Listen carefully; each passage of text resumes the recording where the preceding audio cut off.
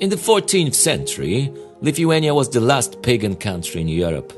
Politically and ethnically it was divided into two parts. Upper Lithuania, that is Ostatia, located on the upper reaches of the Neman, and Lower Lithuania, on the lower reaches of this river called Samogitia, only partially dependent on Lithuanian dukes. In the 13th century, the work of unification of the Lithuanian tribes was completed, thanks to Mindaugas, who was baptized and crowned king. However, shortly afterwards he was assassinated and the Lithuanians returned to the faith of the forefathers. In 1316, on the throne of Grand Duke of Lithuania sat Gediminas, who greatly expanded the boundaries of the country, conquering numerous Ruthenian lands. After the death of Gediminas, Lithuania was ruled in harmony by his sons, Grand Duke Olgirdas, Lord of the capital of Lithuania, Vilnius, and Kęstutis, Duke of Trakai.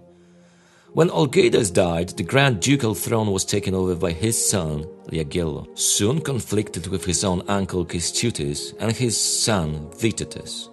They both supported the native religion, whereas Jagiello, in view of the Teutonic threat coming from the west in the name of conversion of pagans, was increasingly inclined to adopt Christianity.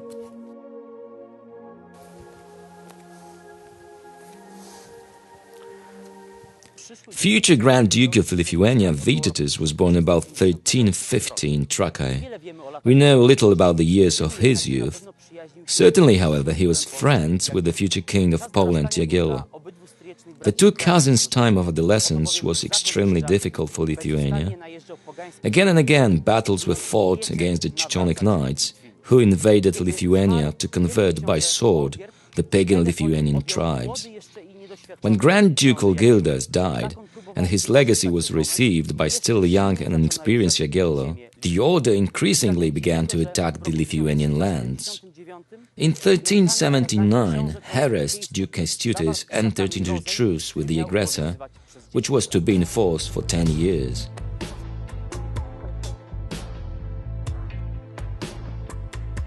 The truce, whose signatory was also Grand Duke Jagiello, was extremely negative for him. Indeed, it covered the Orthodox Ruthenian lands, which were ruled mainly by Kęstutis. On the other hand, it did not respect the independence of pagan Ostatia and Samogitia, controlled by Grand Duke Jagiello. Not surprisingly, Jagiello decided on his own to reach agreement with the Teutonic Knights. In May 1380 in Dawidowskaz, a great hunt was organized in which the Teutonic Knights and Jagiello participated. The hunt was a pretext to enter into a secret treaty against Kęstutis. A truce was concluded, which was to be enforced even in the event of a conflict between the Teutonic Knights and Kęstutis. Vytautas also participated in the hunt in Dawidowskaz. However, supposedly he knew nothing about the secret treaty. Nevertheless, the Teutonic Knights overweighted Jagiello. In order to turn Kęstutis against him, they immediately informed the Duke of Trakai of the pact in Dawidowskaz, which made Kęstutis plan a cruel revenge on his nephew. In autumn 1381, Kęstutis set out with his army towards Prussia. However, having reached the borders of the Teutonic state, he turned back and advanced rapidly towards Vilnius, which he seized on the 1st of November. In the Vilnius castle, not only Jagiello was captured, but also his mother, the widow of Prince Olgirdas. In the archive, a corollary was found, a document signed by the Grand Duke and the Teutonic Knights during the hunt in Dawidowskaz. Kęstutis called a council of boyars and showed them the traitorous act. Then he was proclaimed Grand Duke. It is not known if it had been for Vytautas' intercession, Jagiello would have lost his life. As a result, Jagiello was not only released but received Vitebsk and Kreva, that is the lands which originally belonged to his father, Olgirdas. Soon he set out there together with the widow of Olgirdas, Princess Juliana.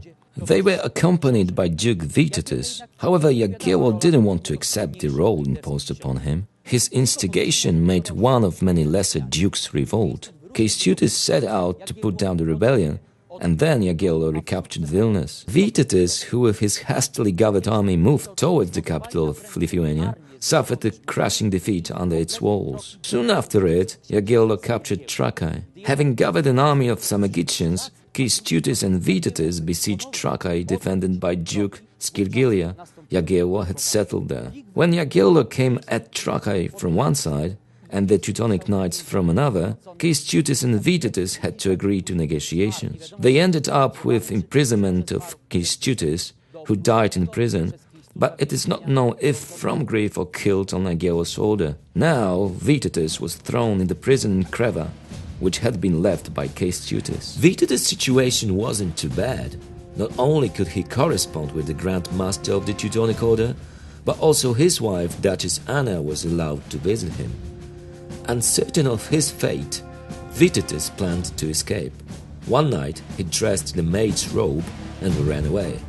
First, he headed to his brother-in-law Janusz, Duke of Mazovia, but when he refused to help, Vytautas moved to the Teutonic Knights. They welcomed him with open arms, planning to use the Duke against Jagiello. For his part, Vytautas promised to give the order the territory of Samogitia and to regard himself as a vassal of the Teutonic Knights. What's more, he was baptized, receiving the name of Wigand. Together with the Teutonic Knights, Wigand participated in raids against Lithuania. However, the expeditions didn't bring the expected results. Therefore, Vytautas changed the front and after treaty with Jagiello, escaped to him in 1384, having earlier set fire to Teutonic castles. In exchange for repentance, he got the possession of Grodno and Brest. The reasons for this sudden agreement of the two brothers were clear. Jagiello decided to be baptized and become king of Poland. For this purpose, he needed reconciliation in his own Duchy of Lithuania. The Act of Union between the two countries was signed on the 14th of August 1385 in Kreva. The following year, Jagiello, accompanied by a train of dukes, appeared in Krakow, where he married Queen Jadwiga and received baptism. Together with him, also other Lithuanian dukes were baptized, including Vytautas, who received the name of Alexander. Yet, the ambitious duke didn't like that Jagiello favored his brother Duke Skirgaila. Therefore, he decided to find a support from the Teutonic Order again and capture Lithuania using military force. In 1389, there was a wedding of a princess in the Vilnius castle. Vytautas, who wanted to capture Vilnius, sent as a gift some carts of victuals under which armed boyars were hiding. However, the carts were searched, the conspiracy was detected. Vytautas escaped to the Teutonic Knights again, but this time, as a pledge of allegiance, they demanded Vytautas' brothers, Duke's wife, and her sister and 100 of notable boyars. Vytautas met the order's demand and once more became its ally in the fight against Jagiello. Devastating expeditions to Lithuania started again, but this time also the Poles fought on the Lithuanian side. Thus, the Teutonic expeditions ended in failure.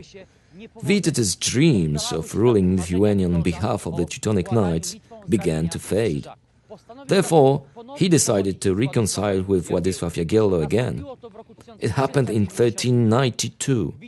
Vytautas received back all his lands, including Trakai, becoming thanks to it the most important duke in Lithuania. It is worth to add that escaping from the Teutonic Knights, the duke didn't miss the opportunity to burn down some of the castles again.